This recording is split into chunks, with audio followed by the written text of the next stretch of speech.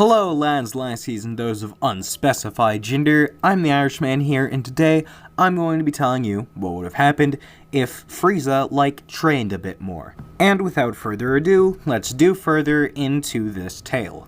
Both Frieza and Goku are going at their absolute max trying to beat each other in this chaotic duel on the now destroyed planet Namek. Frieza just can't get the upper hand. Goku's Super Saiyan transformation is just too much. In a desperate attempt, he launches all of his power in an all-out blast at Goku, but with quick thinking and fast reflexes, he's able to reverse the blast onto Frieza with his own Kamehameha, which then penetrates Frieza's hand, then going straight through his arm, engulfing it and completely incinerating it. Frieza would grab his bloody stump of a shoulder and then would slowly fall to the ground. Goku would power down to his base form, falling out of Super Saiyan, and then would lower himself to the ground, facing Frieza. Frieza would look up, seeing Goku, and then, using his good arm, his left arm, would use a powerful blast, trying to do some sort of damage to Goku, but without even going into Super Saiyan, or even Kaioken, he would deflect the blast. Goku would look disappointedly down at Frieza, and then say, "You were a proud warrior, but in the end, you're not even worth killing." And then without another word, he leaves, leaving the Emperor quite shocked. He has no idea how to react.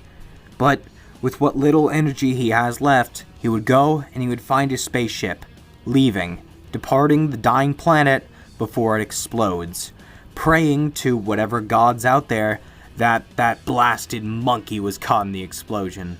But, as we know, he wasn't. Once Frieza arrives back on Frieza Planet 1, King Cold is absolutely livid. Not so much at Goku for doing this to Frieza, but more so at Frieza for allowing this so-called Super Saiyan to walk all over him. He got his own bloody arm blasted off, for God's sakes. With an eerie cold silence, the king would bring his son to the infirmary where the best doctors they have would work on him, and the best scientists would create a new arm, a robotic one that looks absolutely sick. Frieza, both looking and feeling better than ever, decides that he should go back to Earth, but then a certain someone stops him. It's Berry Blue, Frieza's right hand and caretaker. She would tell him it's unwise to go to Earth right away. Those monkeys get stronger by the day, and it's possible that no matter how much stronger he's gotten from his mechanical arm, that monkey, the Super Saiyan, could still be stronger than him. He should rest, take some time to get used to his mechanical upgrades, and then he can go to Earth and kill the monkeys. Maybe even do some light training and get stronger. Now, Frieza had been listening to her up to this point, but hearing that he should do training, his face twitches. He debates just killing Berry Blue, but then he remembers who she is and stops. He can't do that. Although reluctant to the idea of training, Frieza would take some time before going to Earth, and during this time, he would increase his military might. He did take quite a blow from going to Namek and losing so many soldiers, especially the Ginyu Force, and Zarbon and Doria. But throughout all of the recruits, there's one soldier that stands out, a young man named Togama. This one teenager was able to take over planets on his own, which is extremely impressive. In fact, it was so impressive, Frieza believes he could start up his own version of the Ginyu Force. He would find Togama on a planet known as Kanasa, a world with people who can supposedly see the future. Even despite their psychic abilities, Togama is still devastating their armies and completely toppling their empires, to prepare for selling by Frieza and his forces. Frieza would make himself known by clapping and applauding Togama on his excellent work taking down the Kanasans, and Togama would graciously thank him, saying that he is so honored to be applauded and congratulated by the King Frieza himself, the Emperor of the universe. Frieza would get right down to business, asking Togama if he has ever heard of the Ginyu Force, and of course, he would say he has. So, Frieza would tell him he wants him to go and create a squadron of elite warriors similar to the Ginyu Force. Togama's jaw drops. He knew he was a good soldier and was efficient, but he had no idea that this was even something anyone could be asked. How could someone create a squad to rival the Ginyu Force? It's not that he doesn't want to do this, it's more that he doesn't think it's possible. He's honored to get the opportunity, and so him and Frieza would exchange handshakes and then would leave the planet simultaneously. While on his ship, he would begin thinking about what Barry Blue had said and about whether or not training would really be worth it. He would think about how the Saiyans trained and got stronger, and they're probably doing that now. And if they get strong enough to where Frieza can't even touch them, then what is he to them?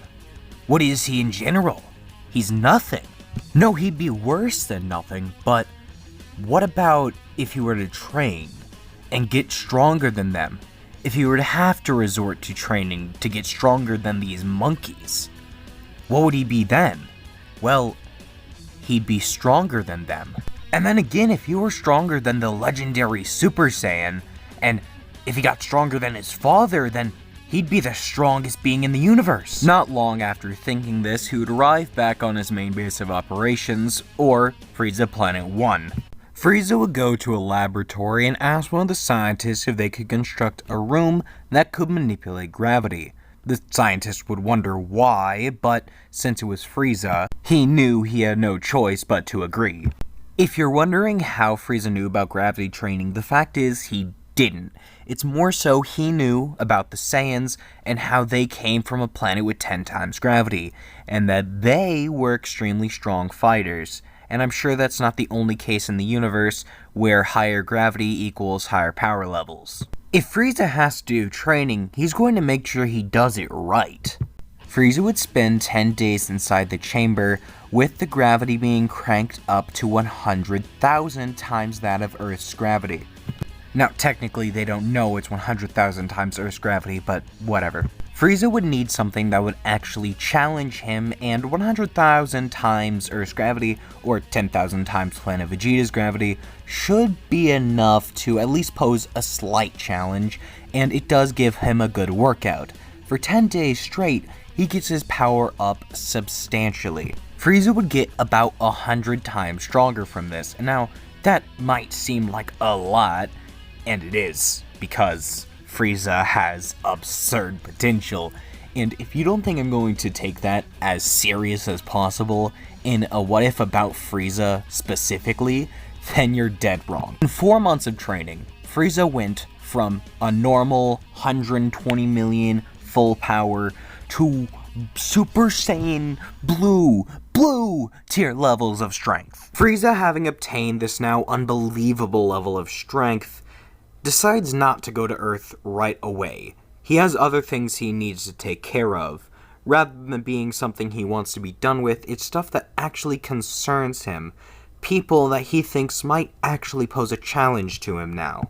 He would give multiple different legions of troops one task and one task only to find, not intercept with, but find Majin Buu. Frieza was told when he was a child to never mess with two people.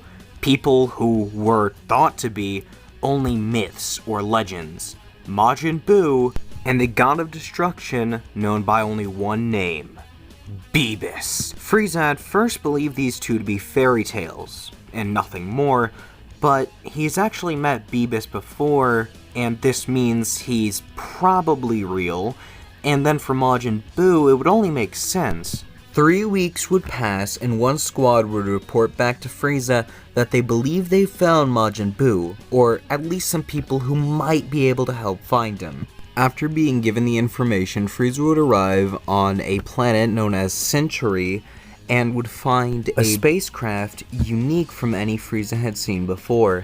Frieza would examine the spaceship before deciding that this probably is where Majin Buu is being held, seeing as it has an M plastered on the front of it, which most likely stands for Majin.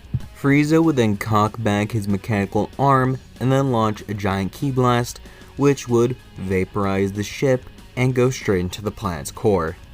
And then Frieza would fly up, watching the planet explode and knowing that he had won, seeing everything that had formerly been on the planet be completely and utterly eradicated.